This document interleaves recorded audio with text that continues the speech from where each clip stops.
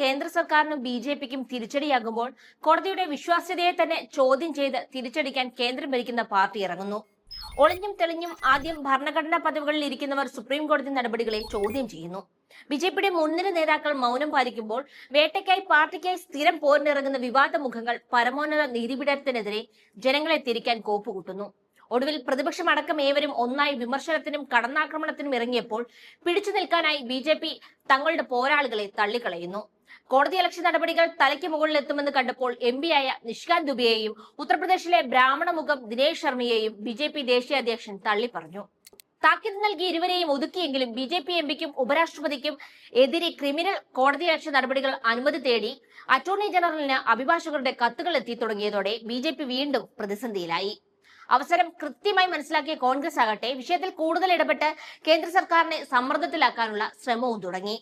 ഭരണഘടനയെ അട്ടിമറിക്കാനുള്ള ബി.ജെ.പി ശ്രമങ്ങളുടെ മുന്നറിയിപ്പ് എന്നാണ് നിഷികാന്ത് ദുബെയുടെ സുപ്രീം കോടതിക്കെതിരായ പരാമർശങ്ങളെ കോൺഗ്രസ് നേതാവ് ജയറാം രമേശ് വിശേഷിപ്പിച്ചത്.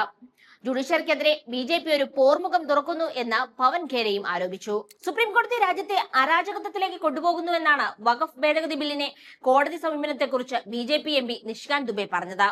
ബില്ലുകളിൽ തീരുമാനമെടുക്കാൻ രാഷ്ട്രപതിക്ക് സമയപരിധി നിർദ്ദേശിച്ച സുപ്രീം കോടതി വിധിക്കെതിരെ സുപ്രീം കോടതി നിയമം നിർമ്മിക്കുകയാണെങ്കിൽ പാർലമെന്റും നിയമസഭകളും പൂട്ടുന്നതാണ് നല്ലതെന്ന് വരെ നിഷികാന്ത് ദുബെ പറഞ്ഞിരുന്നു.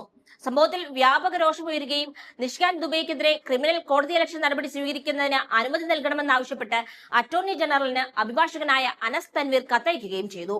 അറ്റോർണി ജനറൽ ആർ വെങ്കട്ടരമണിക്ക് ബി.ജെ.പി എം.പിയുടെ നടപടി കോടതിയലക്ഷ്യത്തിന്റെ പരിധിയിൽ വരുന്നതാണെന്ന് ചൂണ്ടിക്കാണിച്ച് കത്തെഴുതുകയും ദുബെ നടത്തിയ പരാമർശം ഏറെ അപകീർത്തികരവും അപകടകരമാവിധം പ്രകോപനപരമാണെന്നും ചൂണ്ടിക്കാണിക്കുകയും ചെയ്യുന്നു.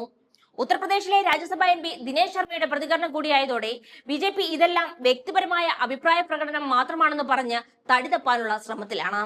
ഇതിന് പിന്നാലെ ഉപരാഷ്ട്രപതിക്കെതിരെയും കോടതിയലക്ഷ്യ നടപടി ആവശ്യം ഉയർന്നു. മലയാളി അഭിഭാഷകൻ സുഭാഷ് തീക്കാടനാണ് ഉപരാഷ്ട്രപതി ജഗ്ദീപ് ധൻഖറിനെതിരെ നടപടി ആവശ്യപ്പെട്ട് എ.ജിക്ക് കത്തയച്ചത്.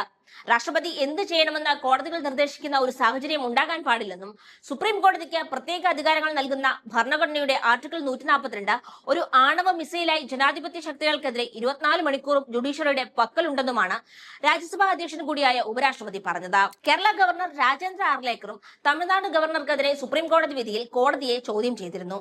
രാജ്യത്തെ ഏറ്റവും ഉയർന്ന ജുഡീഷ്യൽ പദവിയെ അപകീർത്തിപ്പെടുത്താനും പൊതുജനങ്ങളിൽ കോടതിക്കെതിരായ എതിർപ്പുണ്ടാക്കാനും സമൂഹത്തിൽ അക്രമവും അശാന്തിയും സൃഷ്ടിക്കാനും ബി.ജെ.പി ശ്രമിക്കുന്നുവെന്ന ആക്ഷേപം ഇതോടെ ശക്തമായി. ഭരണഘടനയ്ക്ക് നേരെയുള്ള ആക്രമണമാണ് രാജ്യത്ത് നടക്കുന്നതെന്ന് പറഞ്ഞ് കോൺഗ്രസ് പ്രതിഷേധം ശക്തമാക്കി.